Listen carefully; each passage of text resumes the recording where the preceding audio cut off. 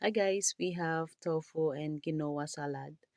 So, first ay idadry lang natin yung ating from tofu sa kitchen towel. Tapos, slice natin siya and sprinkle with salt and pepper. Yan. Then, habang naka-preheat yung ating oven for 300, and i-bake natin siya for 10 minutes to avoid oil. So, ayan.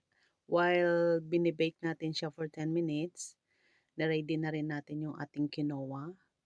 Is the tricolor. Binoil ko siya ng 15 minutes. 10 minutes, it depends. It depende sa pag-boil nyo. Malakas o ano. Sa akin kasi nabot ng 15 minutes dahil may ginagawa akong ibang bagay. Hininaan ko lang yung apoy. So, ayun.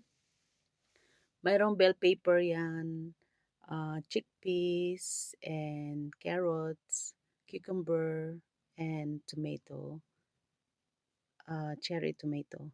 So, ayan. As you can see, ginagawa natin yung ating sauce. Ready na natin yan habang binibake natin yung ating tofu. So, mix lang natin lahat ng ingredients. Then for me, sineparate ko lang yung sauce para sila nang bahalang maglagay ng sarili nilang sauce.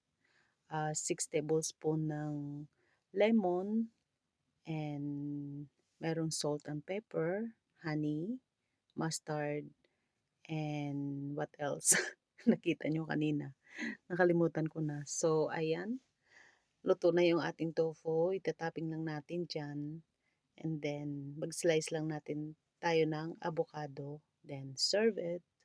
Thanks for watching. Enjoy!